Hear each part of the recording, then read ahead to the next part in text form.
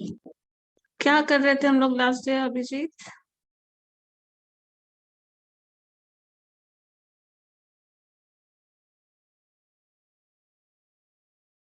हाँ, परम्यूटेशन कर लिए थे, कॉम्बिनेशन करना है। कॉम्बिनेशन करना है, परमुटेशन पे बेस्ड क्वेश्चंस बनाए थे, जिसमें बहुत सारे क्वेश्चंस हम लोग बनाए भी थे, है ना? यस मैम, नाम से लेके। सब अपने अपने नाम का अरेंजमेंट कर रहे थे।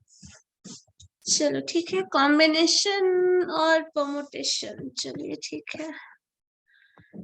एक क्वेश्चन के एग्जांपल से प्रॉब्लम जो भी हो, हम एग्जांपल के बेसिस पे परमुटेशन और कॉम्बिनेशन दोनों में डिफरेंस बताएंगे, वो समझने की कोशिश करना। और दोनों में एग्जैक्ट है क्या डिफरेंस, क्या टर्म्स है। कॉम्बिनेशन और परमुटेशन जैसे नाम अलग अलग यूज किया गया है, तो अलग कुछ तो होगा, और क्या अलग है ये समझने के लिए एक एग्जांपल लेते हैं, ठीक है? उस एग्जांपल के रेफरेंस में आपको समझ में आ जाएगा what is the difference between combination and permutation. लोग बहुत बार कंफ्यूज होते हैं कि दोनों टर्म एक ही है। बहुत लोगों को ऐसा डील भी करते देखे होंगे जहां पे आपको लगेगा दोनों टर्म सेम ही है, बट ऐसा है नहीं, थोड़ा डिफरेंट है। बहुत ज्यादा डिफरेंस नहीं है, सिंपल थोड़ा सा ही डिफरेंस, ठीक है? तो एग्जांपल के बेसिस पे हम पहले बता देते हैं क्या है। अभी तक जो हम लोग पढ़ रहे थे, जो एग्जांपल्स हमने किया था, बिकॉज हमें प्रोबेबिलिटी कैलकुलेट करनी थी, और जो टर्म्स था वो कुछ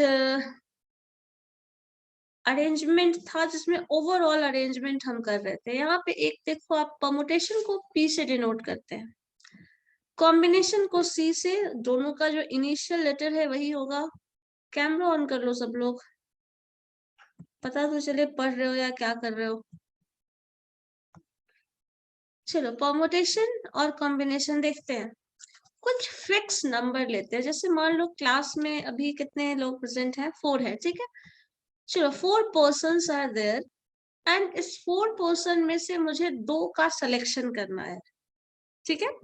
2 का सिलेक्शन करना है। दो ऑप्शन, दोनों में हमारे पास 2 तरीका हो सकता है। देखिए क्या है, जब आपको 4 लोगों में से 2 का सिलेक्शन करना है तो आप 4C2 लिखेंगे, ठीक है? अगर आपको 4 लोगों का अरेंजमेंट करना है ऐसे, तो आप 4P2 करेंगे। दोनों में देखो क्या डिफरेंस है। एक टर्म में मैंने लिखा है 4P2 और एक में लिखा है 4C2, 4 कॉम्बिनेशन 2 एंड 4 परमुटेशन 2। जब 4 परमुटेशन 2 लिखा जाता है, इसको तुम ऐसे समझ सकते हो कि एग्जाम में, ऐसे क्लास में आप क्या होता है, कहीं भी कोई भी बैठ जाता है, जब एग्जाम होता है तो एक सिटिंग अरेंजमेंट फॉलो किया जाता है ना? और उसमें कंडीशन डाल दिया जाता है कि एक बेंच पे 2 ही बच्चा बैठेगा। ऐसा होता है ना कभी कभी? तो ये वही कंडीशन है, आपके क्लास में इतने स्टूडेंट्स हैं, और इतने स्टूडेंट्स में से आपको 2-2 का सिटिंग अरेंजमेंट करना है। तो परम्यूटेशन का फॉर्मूला इस केस में क्या होता है, 4 फैक्टोरियल डिवाइडेड बाय, इन दोनों का जो डिफरेंस होता है वो फैक्टोरियल होगा। यहाँ पे आप सबको लगेगा कि यहाँ पे 2 है तो 2 फैक्टोरियल हो जा रहा है, ऐसा नहीं है। इन दोनों का जो डिफरेंस है वो यहाँ आता है। यहाँ पे अंतर नहीं आएगा दोनों में, क्योंकि दोनों इक्वल ही हो रहा है, लेकिन बाकी केसेस में आ सकता है। लेकिन जब कॉम्बिनेशन का फॉर्मूला होता है वो होता है 4 फैक्टोरियल डिवाइडेड बाय, इन दोनों का जो डिफरेंस है वो, और ये जो टर्म आता है वो दोनों ही होता है। मतलब आप क्या करोगे, 4 फैक्टोरियल ये टर्म यहाँ लिख देते हैं, 2 का 2 फैक्टोरियल यहाँ लिख देते हैं, और इन दोनों का जो डिफरेंस है वो अगेन आ जाता है यहाँ पे 2 फैक्टोरियल, ठीक है? परमुटेशन में ये वाला टर्म आप फॉर्मूला यूज किए हो, लेकिन थोड़ा हो सकता है कि आपको समझ नहीं आ रहा और रिलेट नहीं कर पा रहे हैं एग्जैक्टली है क्या। इसी 4 फैक्टोरियल में 4 पर्सन्स का अरेंजमेंट हम 4P4 करते हैं एक्चुअल में। 4P4 जब करते हैं तो क्या हो जाता है, इसका फॉर्मूला 4 फैक्टोरियल हो जाता है, और 4 माइनस 4 0 फैक्टोरियल हो जाता है। जो तुम एक्चुअल में करते हो 4 फैक्टोरियल, जैसे बिहार का, सीमेज का जो आपने फैक्टोरियल अरेंजमेंट किया था, वो उसी के बेसिस पे आता है। इन दोनों का टर्म, जो ये टर्म है वो यहाँ लिख देते हैं, इसका डिफरेंस जो होता है वो यहाँ लिखते हैं। ये तब होता है जब आपको 5 लेटर्स का वर्ड और 5 लेटर्स के वर्ड को आप अरेंज कर रहे हैं एक सीक्वेंस में, और उसमें सारे लेटर्स का यूज कर रहे हैं तब।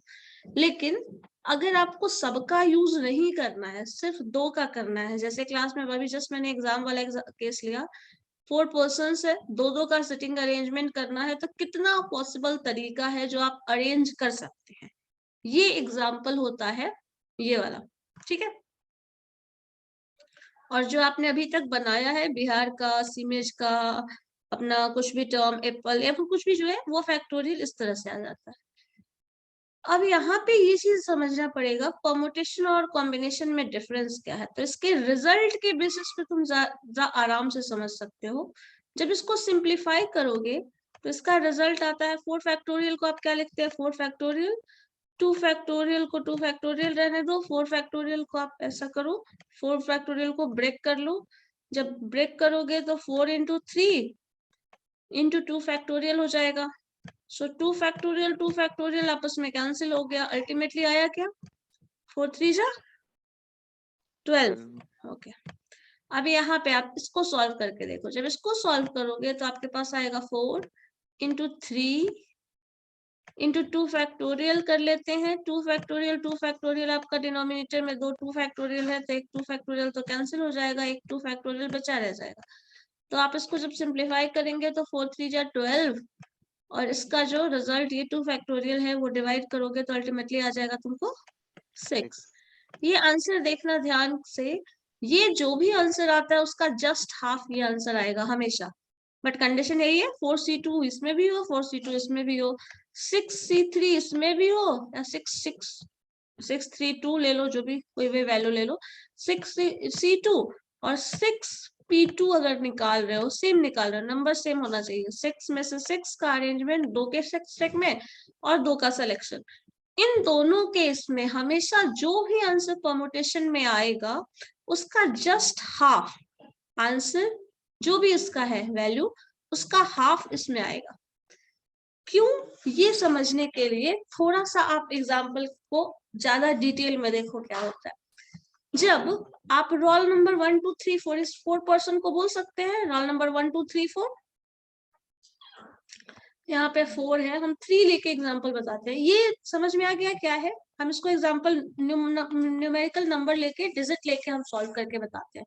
पहले फॉर्मूला का दोनों का अंतर समझ में आ गया क्या है, 4P2 4C2 क्या होगा, डिवीजन में टर्म्स आपका क्या आएगा, फैक्टोरियल में ये आपका न्यूमरेटर वाला टर्म आता है, इन दोनों का डिफरेंस यहाँ आता है, और यहाँ पे ये टर्म भी आता है और इसका डिफरेंस भी आता है, ठीक है।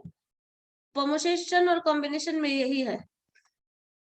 अब देखो कॉम्बिनेशन वर्ड जो है that is for selection, combination as a synonyms आप बोल सकते हैं सिलेक्शन है। सिलेक्शन में क्या होता है, जैसे मान लीजिए आपके क्लास में 5 स्टूडेंट्स हैं और 5 में से हमें सिलेक्शन करना है किसी 3 कैंडिडेट का, किसी भी 3 का रैंकिंग देना है सपोज, या फिर कुछ भी किसी कॉन्टेस्ट में पार्टिसिपेट करना है, या फिर कुछ भी है ऐसा टर्म दे दिया गया जो ये करने वाले, तो इसमें से 3 स्टूडेंट्स का ही हमें सिलेक्शन करना है। तो 3 स्टूडेंट्स का सिलेक्शन हम किसी तरीके से कर सकते हैं, फर्स्ट 1 2 3 रोल नंबर ले लें, सेकंड से 2 3 4 रोल नंबर ले लें, इस तरह से, या फिर कुछ भी अपना नया तरीका अप्लाई कर लो, और जो भी तरीके से आप निकालोगे वो तरीका होगा। अब एक एग्जाम्पल के थ्रू इस चीज को समझो, ये सिलेक्शन है। अब कैसे करते हैं, जैसे मान लीजिए एक स्टूडेंट का नंबर रोल नंबर 1 2 3 है, ठीक है, इन 3 स्टूडेंट्स में से 2 का सिलेक्शन करना है। सिलेक्शन क्या कर सकते हो, 1 और 2 का सिलेक्शन कर लो, 1 और 3 का सिलेक्शन कर लो, और 2 और 3 का सिलेक्शन कर लो। और कोई ऑप्शन है बताओ। नो मैम नहीं है। अब इसी में ये सिलेक्शन वाला केस है, ये कॉम्बिनेशन वाला केस है, लेकिन जब तुम परमुटेशन में आओगे और यही नंबर आपको दिया रहेगा 1 2 3, तो आप लिख सकते हैं 1 2 1 3 2 3, और साथ में आप लिख सकते हैं 2 1 3 1 3 2। बताओ होगा या नहीं, होगा। इन दोनों में क्या डिफरेंस है? 1 2 का सिलेक्शन मतलब ये हुआ रोल नंबर 1 और 2 का सिलेक्शन हुआ है, लेकिन ये 1 और 2 का सिलेक्शन हो या 2 और 1 का सिलेक्शन हो, ग्रुप ऑफ स्टूडेंट तो वही रह गया जो पहले था। लेकिन अगर सिटिंग अरेंजमेंट में सोचे तो रोल नंबर 1 यहाँ बैठा है, 2 यहाँ बैठा है, 2 पहले सीट पे आ गया, 1 सेकंड सीट पे चला गया। इस केस में अरेंजमेंट में ये दोनों दो अलग टर्म को रिप्रेजेंट करता है, बट सिलेक्शन में ये दोनों टर्म ही सिंगल टर्म को रिप्रेजेंट करता है। रोल नंबर 1 और 2 का सिलेक्शन हुआ है। अब ऑर्डर ऑफ सिलेक्शन मैटर नहीं करता, पहले सेकंड का सिलेक्शन हुआ, पहले 1 का सिलेक्शन हुआ, ये मैटर नहीं करता है in case of combination, but in case of permutation ये दोनों दो डिफरेंट वैल्यूज है। ठीक है, सो जो भी टर्म कॉम्बिनेशन में आएगा उसका जस्ट डबल परमुटेशन हो जाएगा। ठीक है, क्लियर है ये पॉइंट?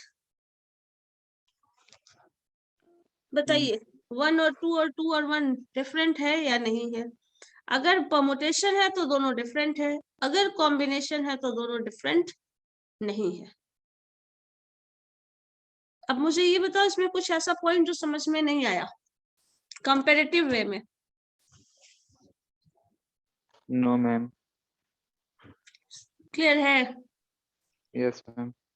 तो आगे Yes, हम ma'am. पढ़ सकते हैं 1 2 2 1। यही चीज ये ध्यान रखना, नोटिस में परमुटेशन जो भी है वो अरेंजमेंट है और उसमें ऑर्डर मैटर करता है, but in case of combination 2 का सिलेक्शन हुआ है, रोल नंबर 1 3 का सिलेक्शन हुआ है, रोल नंबर 2 3 का सिलेक्शन हुआ, अब पहले 2 का सिलेक्शन हुआ है, पहले 3 का सिलेक्शन हुआ, ये हमारे लिए मैटर करता ही नहीं, क्योंकि दोनों का सिलेक्शन हो गया, इस ग्रुप का सिलेक्शन हुआ, इस ग्रुप का सिलेक्शन हुआ और इस ग्रुप का सिलेक्शन हुआ।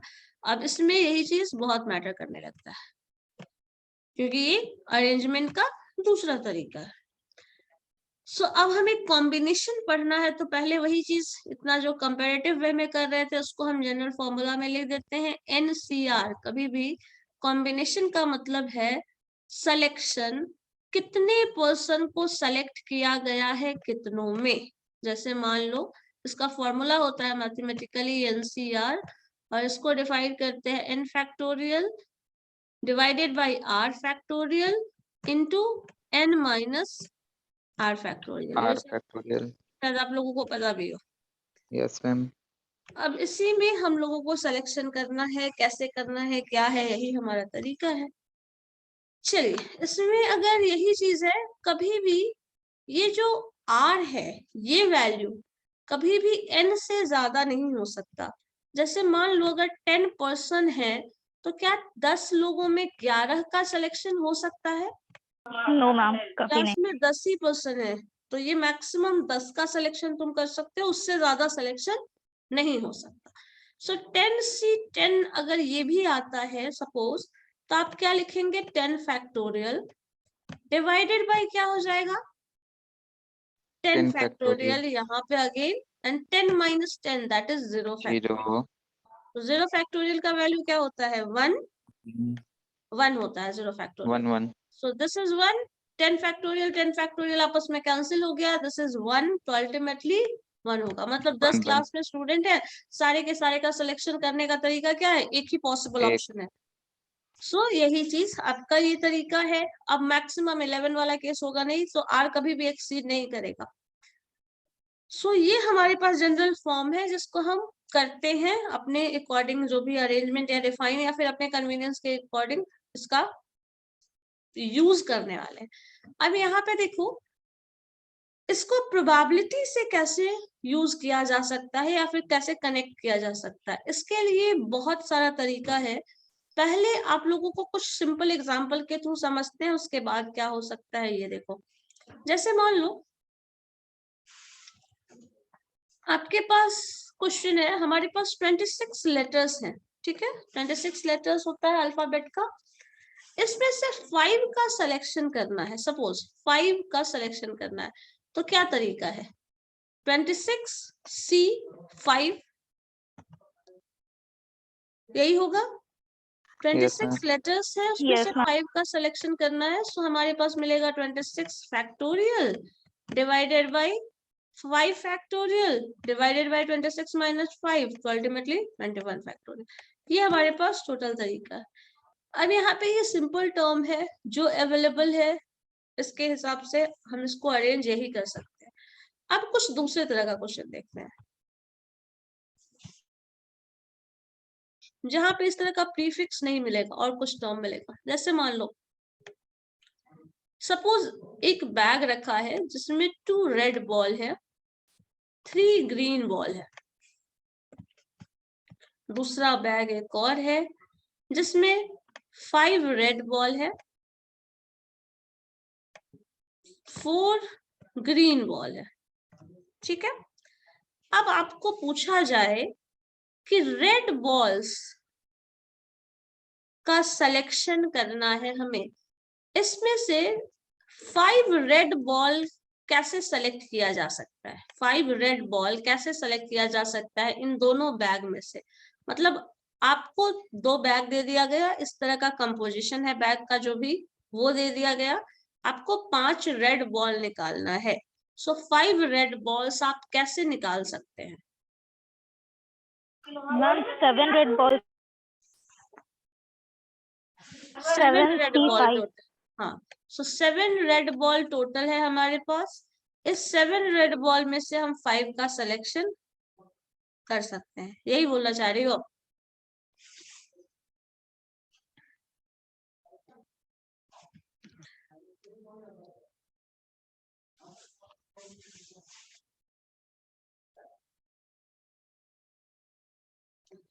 बताओ यही होगा या फिर कोई और भी तरीका है?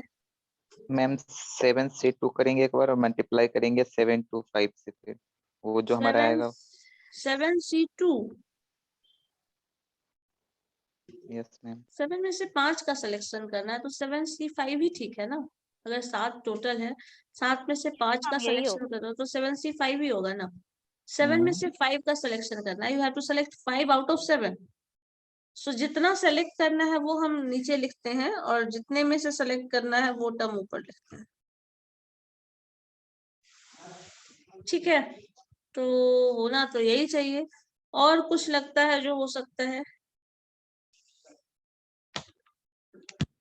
अब अगर इसी में प्रोबेबिलिटी पूछ दिया जाए, what is the probability of selection of red balls, तब क्या होगा?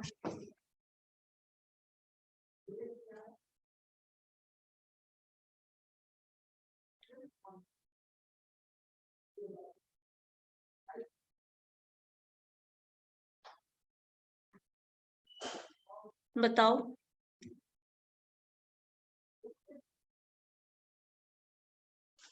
What is the probability of selection of red balls? नहीं आइडिया मिल रहा है? Ma'am 7C2 divided by 7C2 divided by 7C5। 7C2 तुम क्यों बार बार बोल रहे हो, मुझे ये समझ में नहीं आया। 7 में से 5 का सिलेक्शन करना है ना। मैम अभी प्रोबेबिलिटी बोले ना। हाँ, तो प्रोबेबिलिटी में भी 7C5 ही होगा ना। 7C5 ही होगा ना। 5 बॉल का सिलेक्शन कर रहे हो। देखो यहाँ पे क्या किया गया है, total number of red ball निकाल लिया गया, जो कि आपके पास 2 बॉल और 5 बॉल, टोटल बॉल रेड जो है वो आपका क्या हो गया, टोटल रेड बॉल जो है दैट इज इक्वल टू 7। अब इस 7 रेड बॉल में से यू हैव टू सेलेक्ट 5। सो आप क्या करेंगे, 7C5 निकालेंगे। सिंपल, 7 बॉल में से 5 निकाल रहे हो। अब प्रोबेबिलिटी पूछ दिया गया, what is the selection of probability selection, जो भी बोलिए आप, इसका रेड बॉल का सिलेक्शन क्या होगा, रेड बॉल के सिलेक्शन की प्रोबेबिलिटी क्या होगी? 42। 42 प्रोबेबिलिटी होती है क्या? नो नो नो नहीं होगा, नो मैम, प्रोबेबिलिटी 42 नहीं होगी। वो प्रोबेबिलिटी गलत बोल इस दिए। टर्म का बात कर रहे हैं, ये टर्म आ गया डिवाइडेड बाय प्रोबेबिलिटी। कभी भी निकलता है तो याद करो, बेसिक फॉर्मूला बताए थे लास्ट से, total number of favourable cases, so this is favourable cases, divided by total number of exhaustive cases. So total number of balls निकालो, 3 to 5, 5 plus 5 10, 10 plus 4 14। So out of 14 balls you have to select 5 only. So ये जो होगा, this is the probability of selection of 5 red balls from these two bags. ठीक है, clear है? Yes, ma'am. अब अगर इसी में कंडीशन डाल दिया जाए, कभी कभी ऐसा भी होता है, आप इसको सिंप्लीफाई करेंगे निकल जाएगा 7 फैक्टोरियल 2 फैक्टोरियल 5 फैक्टोरियल जो भी है, ब्रेक करो रिजल्ट आ जाएगा। कभी कभी कंडीशन क्या डाल दिया जाता है, you have to select 5 red balls out of which 1 from first bag, 1 from first bag, ठीक है। 2 जो बाकी का रेस्ट ऑफ द 4 है, टोटल 5 चाहिए तो 1 निकालना है फर्स्ट बैग से, और जो बाकी का 4 बॉल बचा वो किससे आएगा, सेकेंड बैग से। अगर ये कंडीशन डाल दिया जाए तब क्या होगी, तब आपको क्या करना पड़ेगा, फिर से मॉडिफाई करना पड़ेगा आपके क्वेश्चन को। मतलब इसका जो रिजल्ट है, पहले तो प्रोबेबिलिटी पे बचाओ, सिंपल आप कैलकुलेशन करो जो आता है। अब क्या हो जाएगा, 1 बैग रेड बॉल निकालना है, रेड बॉल निकालने की प्रोबेबिलिटी, सो रेड बॉल निकालने का क्या आ जाएगा, आपके पास टोटल कितने बैग में बॉल्स है, 5 है, निकालने वाले हो आप रेड, तो आपके पास क्या आ जाएगा टोटल, 2 रेड बॉल में से आप 1 निकालने वाले हो, तो 2C1, इसमें से आप निकालने वाले हो टोटल 5 बॉल्स में से आपको 1 का सिलेक्शन कर, सॉरी 4 का सिलेक्शन करना है, तो 5C4 ये जो होगा वो रेड बॉल के सिलेक्शन का कॉम्बिनेशन होगा, 1 इसमें से आएगा, बाकी का 4 इसमें से आएगा। तो आप लिखेंगे 2C1 इंटू, क्योंकि दोनों इंडिपेंडेंट है, इंडिपेंडेंट क्यों है, क्योंकि दोनों डिफरेंट बैग है, सो 2C1 इंटू 5C4 ये हो गया फेवरेबल केसेस। अगर इसी में आप प्रोबेबिलिटी पूछ ले तो वही चीज आपको करना पड़ेगा, टोटल बैग्स कितने हैं क्या है, सिंप्लीफाई करो रिजल्ट लो, ठीक है।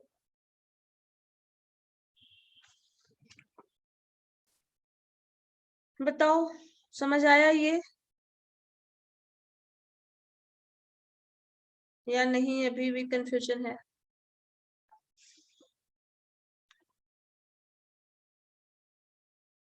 यहाँ पे ये देखना पड़ेगा, रेड बॉल निकालना है, रेड बॉल 5 रेड बॉल निकालना है, बट 5 रेड बॉल किससे निकालना है, फर्स्ट बैग से। एक ही कंडीशन, एक ही बॉल निकलना चाहिए, तो फर्स्ट बैग से 2 बॉल रेड है एग्जिस्टिंग, उन 2 में से ही किसी एक को निकाल सकते हो, भले ही टोटल ग्रीन है, लेकिन आप कितने तरीके से निकाल सकते हैं, 2 में से किसी एक को निकाल सकते हैं, सो 2C1 हो जाएगा। अब यहाँ पे आपके पास क्या तरीका है, इस 5 बॉल में से 4 का सिलेक्शन करना है, तो 5C4 आप इतने ही तरीके से निकाल सकते हैं, और बाकी का उसमें क्या एक्स्ट्रा बॉल है वो हमारा मैटर ऑफ कंसर्न है ही नहीं, क्योंकि इन 5 में से आपको 4 निकालना है, आपको सिर्फ रेड बॉल से मतलब है। अब इसी में बोला जाए कोई भी बॉल निकालना है, कोई भी, सिर्फ ये कह दिया जाए यू हैव टू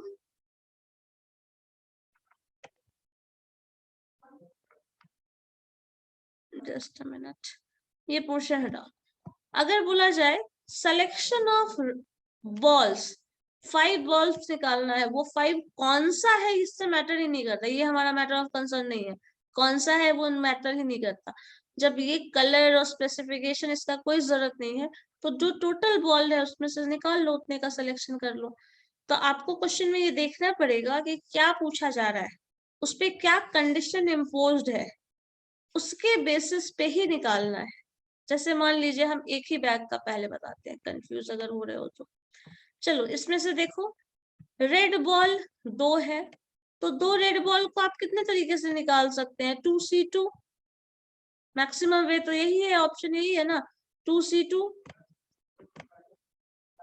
दोनों ही बॉल निकाल लिए। अब आपके पास 3 रेड बॉल निकालने का टोटल ऑप्शन क्या है, रेड बॉल निकालने के लिए अगर आपको 1 निकालना है तो आप 2C1 निकाल सकते हैं, रेड बॉल का सिलेक्शन। अगर 1 रेड बॉल निकालना है तो 2 रेड बॉल निकालना है तो क्या लिखोगे, 2C2।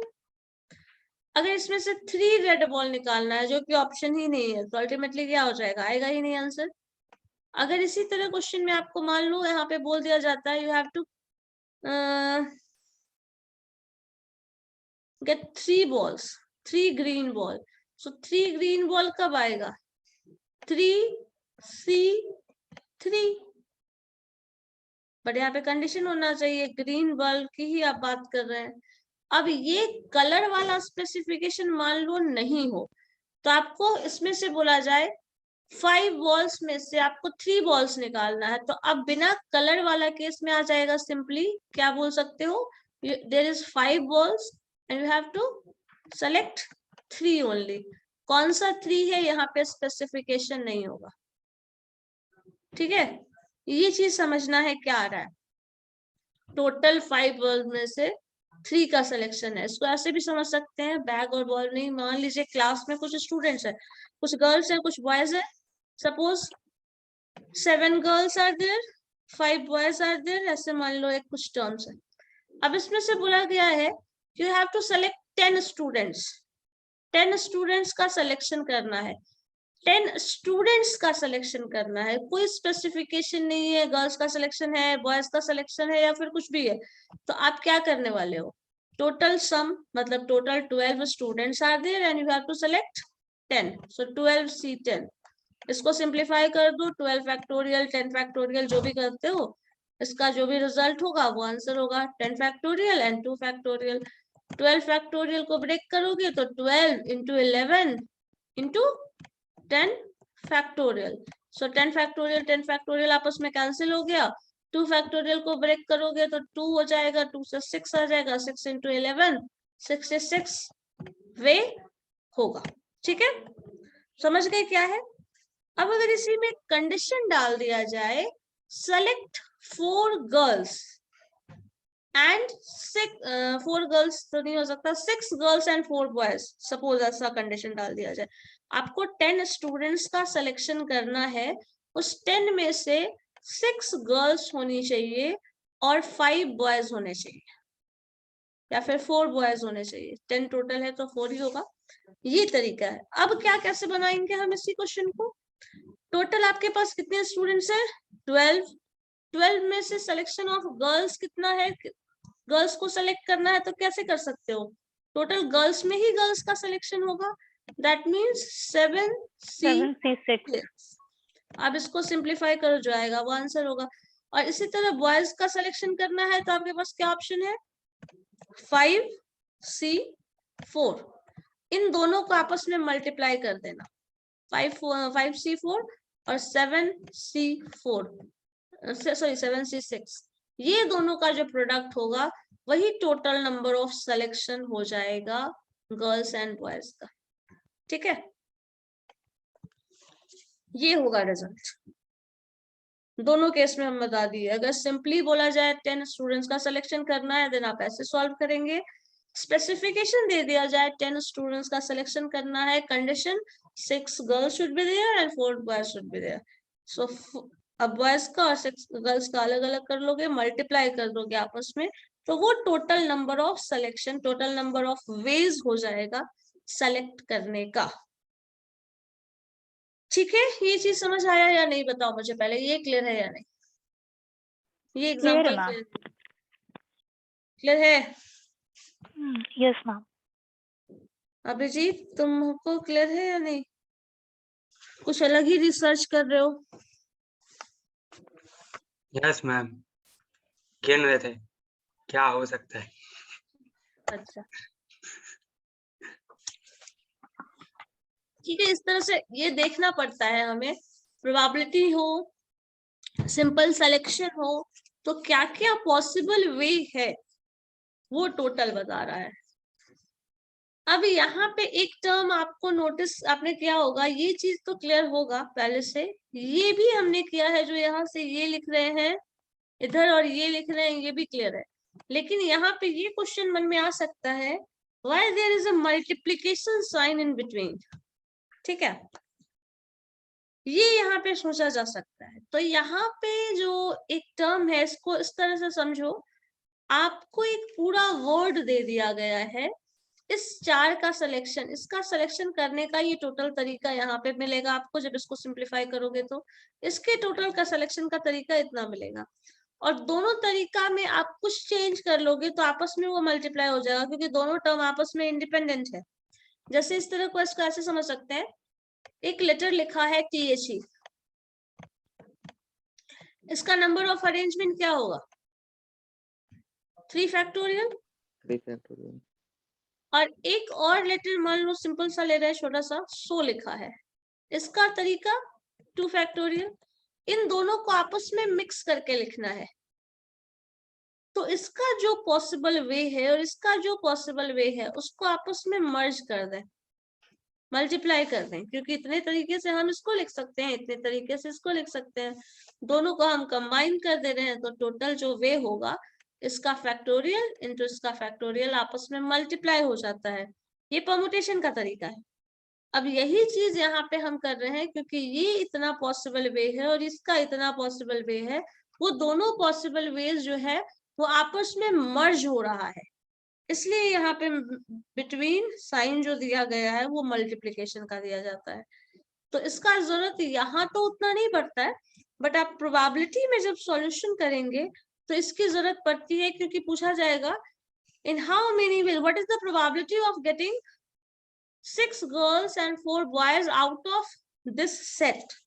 तो यहाँ पे total number of possible ways जो आप डिवाइड करेंगे उसमें ये तरीका यहाँ पे मर्ज करके मल्टीप्लाई करना पड़ेगा, because selection of girls is independent of selection of boys. So यहाँ पे मल्टीप्लीकेशन साइन आता है।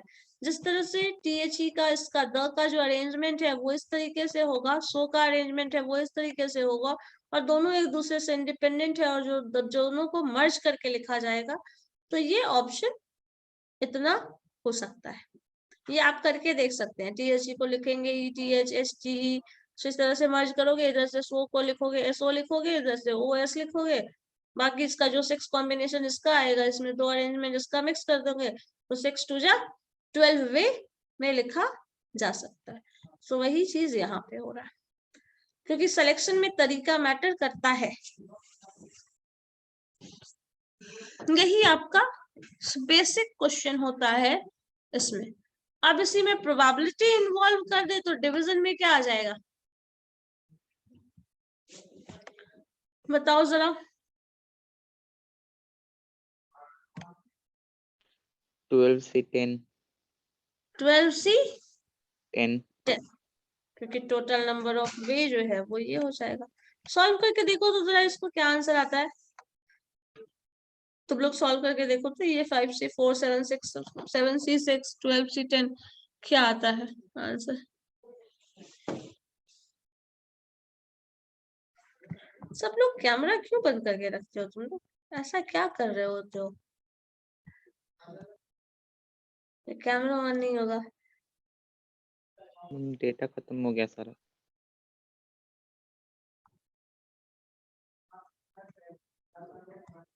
सबका डेटा ही खत्म हो गया हो।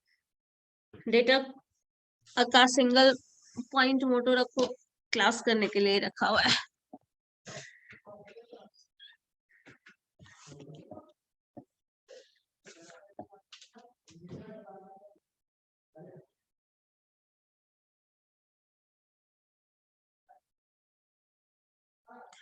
अच्छा, प्रोबेबिलिटी से रिलेटेड कुछ बुक से कुछ प्रैक्टिस या फिर इससे कर रहे हैं जो किए हैं पहले कभी, परमुटेशन कॉम्बिनेशन का क्वेश्चन प्रैक्टिस वगैरह कुछ किए हो?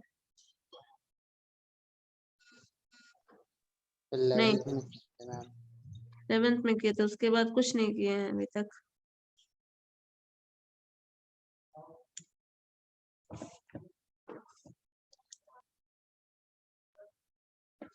कुछ प्रैक्टिस करो, different type of question he gather करो, उससे पता चल जाएगा कि किस क्वेश्चन को कैसे अटेम्प्ट करना है, किस तरह के क्वेश्चंस होते हैं। ये इंफॉर्मेशन गैदर करना बहुत जरूरी है।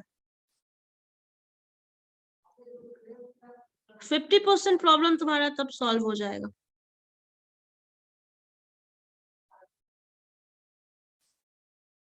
मैम इसका 0.53 आया। 0.53 यस मैम। हो सकता है।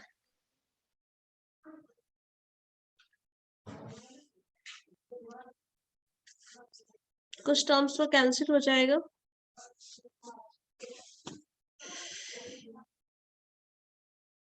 और किसी का आया है? यस मैम 0.53 आ रहा है। 0.53 ठीक है, चलो समझ गए ना कैसे करना है। क्वेश्चन 10 का सिलेक्शन डायरेक्टली पूछेगा, इस तरह से वो पूछेगा। सिर्फ गर्ल्स का सिलेक्शन की प्रोबेबिलिटी क्या होगी? What is the probability of all the girls selected? So उस केस में क्या हो जाएगा, सिर्फ ऑल द गर्ल्स बोल दिया जाएगा। तो आपको टोटल 10 का अगर सिलेक्शन करना है तो 7C7 हो जाएगा गर्ल्स का सिलेक्शन। उसके बाद बाकी कितने लोग बच गए? 3 बॉयज का सिलेक्शन करना है out of 5, so 5C3 divided by वही रहेगा, ये बेस तो सेम ही रहेगा, चेंज नहीं होगा, 12C10। इसको सिंप्लीफाई कर लो। इसी तरह से मान लो कि क्वेश्चन एक कमिटी बना रहा है, देयर आर 3 अकाउंटेंट्स, ठीक है, 1 CA, या फिर इसको और कर दो, ऐसे कर दो, मार्केटिंग के हैं ये 3 मार्केटिंग के लोग हैं। एक मिनट, मार्केटिंग डिपार्टमेंट के हैं 4, सपोज मैनेजमेंट के हैं 3 सेल्स पर्सन है, 1 CA है। अब इसमें से आपको बोला गया है 5 पर्सन्स का सिलेक्शन करना है, 5 पर्सन्स का सिलेक्शन करना है, ठीक है, 5 पर्सन्स का सिलेक्शन करना है। बट कंडीशन डाल दिया गया है जो CA है एक, वो हमेशा कमिटी में होना चाहिए। 1 CA जो है वो हमेशा कमिटी में होना चाहिए। उसके बाद कहा गया है 2 फ्रॉम, ये क्या दिया था मैंने, मैनेजमेंट ना, मैनेजमेंट में से 2 हमेशा होना चाहिए। 3 है ये, 2 जो पर्सन है इस मार्केटिंग से होना चाहिए, और 1 जो है वो सेल्स का होना चाहिए।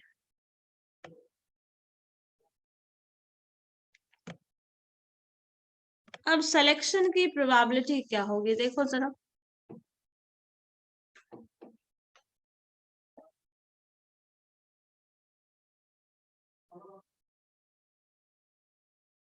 Total number of ways of selecting this और प्रोबेबिलिटी ओवरऑल।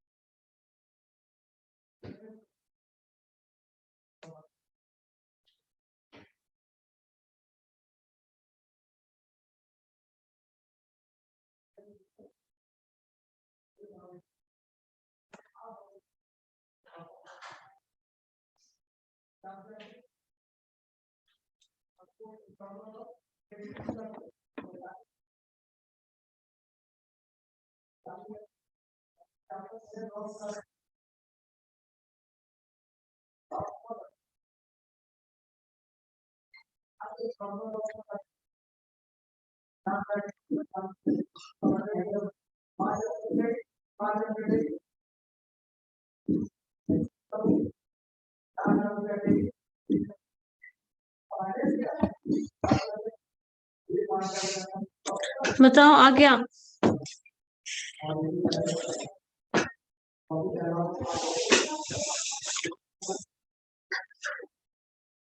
नहीं, अच्छा कार्ड का प्रॉब्लम देखा है कभी, क्या किया है सॉल्व कार्ड्स का प्रॉब्लम? वही ना, प्लेइंग कार्ड। हाँ हाँ, प्लेइंग कार्ड्स हाँ हाँ बनाया है, हाँ वो दे बन जाएगा। हाँ, बन जाएगा। इसका एक बार फिर से बता दीजिए। इसका फिर से बता दे। मैम 1 मिनट बना रहे हैं। अच्छा ठीक।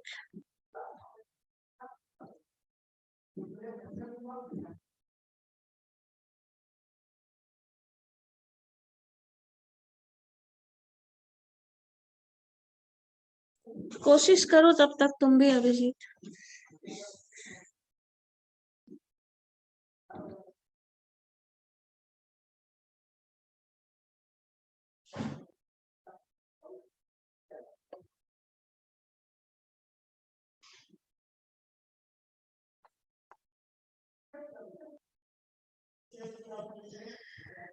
एक मिनट।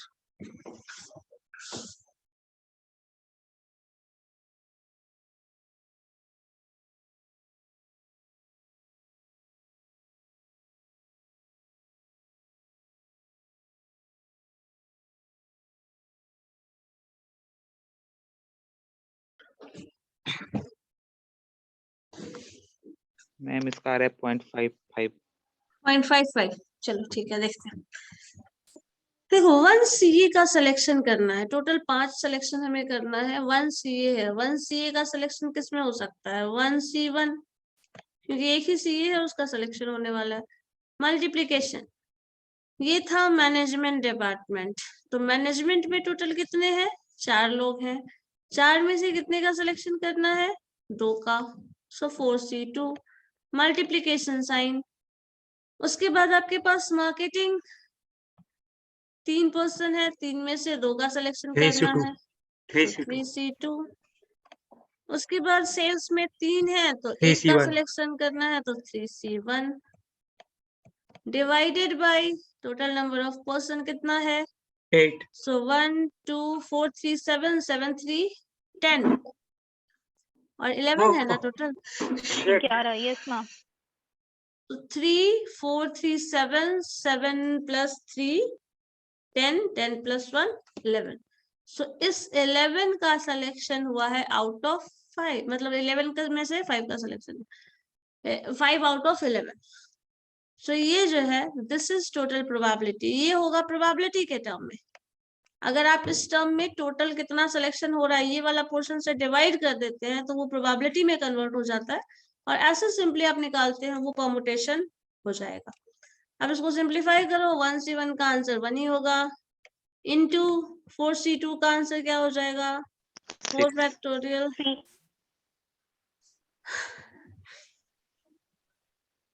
6 होगा। 6 होगा। 4 फैक्टोरियल 4 3 जा 12 है, C2 है ना, C है। Yes ma'am, yes ma'am. Yes 6 होगा कि 12 होगा? 6 होगा। 6 होगा मैम मैम। 6 होगा। देखिए 2 फैक्टोरियल कैंसिल हो जाता है, 4 3 जा 12, 12 में आप करते हो तो 6 आ जाएगा अल्टीमेटली। सो 6 हो जाएगा ये, इनटू साइन 3 2 C2 में क्या होगा? 2 फैक्टोरियल 3 1 आएगा। फैक्टोरियल 3 आ 3 जाएगा, मैम 3। इसका बार बार अभी 3 है। इनटू 3C1 का 3 आ जाएगा, हम्म डिवाइडेड बाय 11C5 है तो 11 factorial 5 factorial and 6 6 factorial. Factorial. जब इसको आप सिंप्लीफाई करेंगे तो 11 इंटू इसको जाके बहुत ज्यादा 98। लार्ज नंबर आएगा, तो पूरा सिंप्लीफाई करना पड़ेगा। तो 11 इंटू 10, 6 तक तो हमें जाना ही पड़ेगा, 10 into 9 into 8 into 7 into 6 factorial cancel हो जाएगा। अब 6 फैक्टोरियल जो कैंसिल करोगे वो लिख लो यहाँ पे। आपके पास बाकी टर्म क्या बचा? 5 फैक्टोरियल, तो हम 5 फैक्टोरियल को ब्रेक कर लेते हैं, वो हो जाएगा 5 इंटू 4 इंटू 3 इंटू 2। सो 2 से आप कैंसिल कर सकते हैं, 2 से 8 2 4 जा 8, 4 हो जाएगा, वो भी कैंसिल। 10 5 10 से 5 ये वाला 2 हो 5 जाएगा, और 4 4 आपस 4 में कैंसिल हो गया। अब बचा 4 3 है, सो 3 हो से जाएगा। और 3 भी 3 कैंसिल। 9 हो जाएगा। तो आपके पास न्यूमरेटर में जो बचा है 3 3 जा 6, 6 6 जा 36, यहाँ पे है 36 डिवाइडेड बाई, आ जाओ यहाँ पे है 2 3 2 11 11 इंटू 6, और कुछ बचा 6 11 इंटू 7 इंटू 6, ये आ जा रहा है ना। यहाँ 7 है, ये आपका 3 2 जा 6 और 11 ये बचता है। तो आपके पास बचेगा 11 इंटू 6 इंटू 7।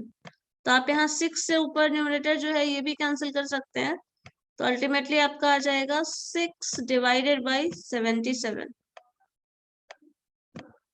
तो इसको सिंप्लीफाई कर लो, जो आएगा अब आंसर। ठीक है,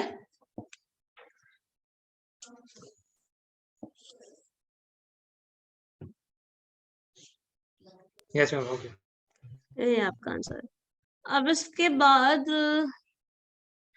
इसी तरह रेड बॉल ब्लैक बॉल वाला तो उतना सारा था, उसी तरह उसको भी बना सकते हो। अब मुझे ये बताओ, कार्ड प्रॉब्लम बोल रहे हैं बनाए हैं, तो जरा देखिए तो 4 रेड कार्ड, नहीं रेड नहीं, 4 स्पेड और 6 नॉन स्पेड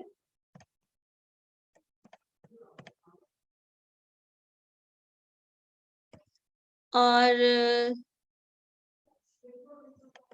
10 नंबर कार्ड। नहीं, नंबर कार्ड करेंगे फिर कंफ्यूज होगा। चलो इतना बनाओ तो 4 स्पेड और 6 नॉन स्पेड कार्ड सेलेक्ट करने की प्रोबेबिलिटी क्या होगी?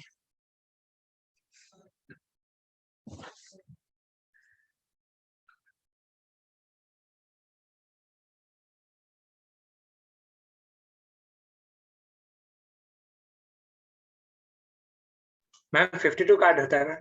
हाँ, नंबर कार्ड 42 होता है ना? नहीं पता मुझे। हाँ, नंबर मैम कार्ड ये हम रिमूव एक्सप्लेन कर कर दिया। दीजिए एक बार। हाँ, मैम वो कार्ड्स वाला नहीं याद आ रहा है कितना नंबर होता है मैम टोटल। एक मिनट मैम, हो जाएगा आंसर आ जाएगा। 52 होता है शायद, 42 होता है नंबर कार्ड। 2 उसमें से शायद इसका जाते हैं। अरे सेव, ये क्या बोलते हैं, सेट बोला जाता है। अब स्पेड, हाँ स्पेड हाँ, वो तो टोटल 12 तो कार्ड होगा ना मैम इसमें? टोटल स्पेड कार्ड होते नहीं, 13 होगा 13 होगा। हाँ, टोटल 52 कार्ड्स है। 52 को 2 पार्ट में डिवाइड कर दो, 26 26, तो रेड और ब्लैक। रेड और ब्लैक में फिर 26 कार्ड है, वो 2 सब पार्ट में आ जाता है। 13 13 का सूट होता है, उस सूट में 13 जो है वो स्पेड कार्ड है। 13 क्या हो जाएगा? Heart, diamond. 13C4 into 39C6 divided by divided by 52C10। 10। हाँ ठीक, हो गया।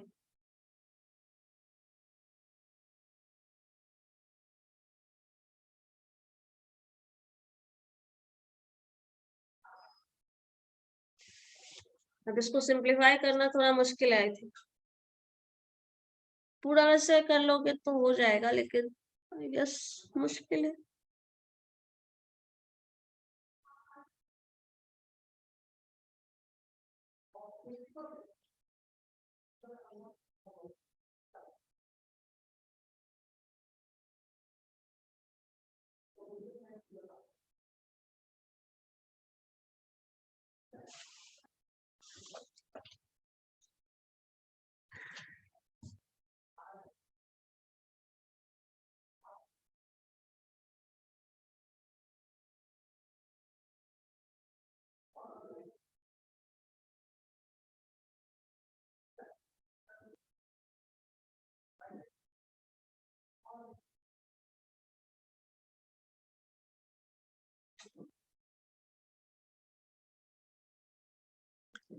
ठीक है, अब मुझे ये बताओ, 3 face card. 3 face card, 3 face card, हाँ बात होता है, 10 नंबर कार्ड, हाँ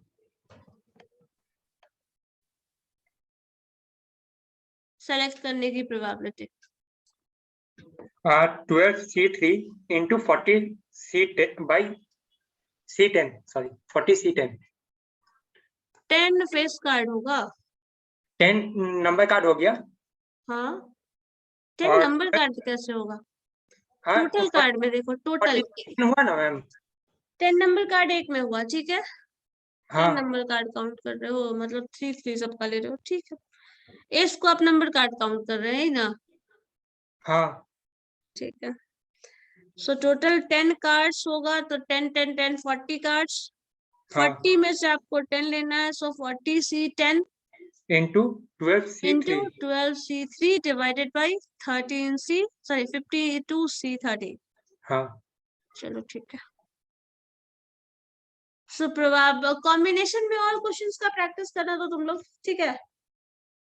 उसके बाद Yes, फिर ma'am. आगे हम प्रोबेबिलिटी वाला क्वेश्चन बताएंगे। ये तीनों अगर कवर कर लेते हो ना, सेट थ्री का कुछ क्वेश्चन, परमुटेशन, कॉम्बिनेशन, तो आपका प्रोबेबिलिटी का क्वेश्चन मतलब बहुत आराम से, बहुत आसानी से बन जाएगा। क्योंकि प्रोबेबिलिटी में जो भी कॉम्प्लेक्सिटी क्रिएट किया जाता है वो on the basis of theory of combination, permutation and set theory के बेसिस पे कॉम्प्लेक्सेशन क्रिएट होता है, क्योंकि उसी के से total number of possible outcomes बनता है, total number of favourable cases बनता है। So, वो फेवरेबल केसेस कैलकुलेट करना आ गया, पॉसिबिलिटीज देखना आ गया, मतलब उसका कॉम्बिनेशन परमुटेशन किस तरह का बनेगा और वो बन जाता है, तो प्रोबेबिलिटी का क्वेश्चन बहुत आराम से, बहुत मजाक में बना लोगे।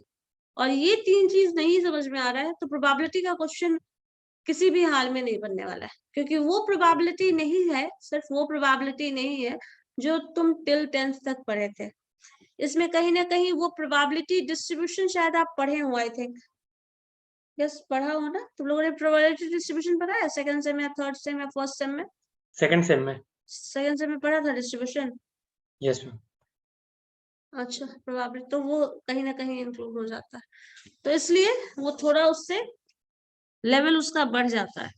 तो ये अगर सारे पॉलिसीज आपको अरेंजमेंट और परमुटेशन कॉम्बिनेशन वाला टर्म्स याद रहा तो प्रोबेबिलिटी का क्वेश्चन बहुत आसानी से बन जाएगा। ठीक है, तो इसका थोड़ा प्रैक्टिस करना, उसके बाद हम फिर बताएंगे आगे। Okay ma'am, thank you ma'am. Okay then, 10 minutes तो मैंने ले लिया है, चलो ठीक है।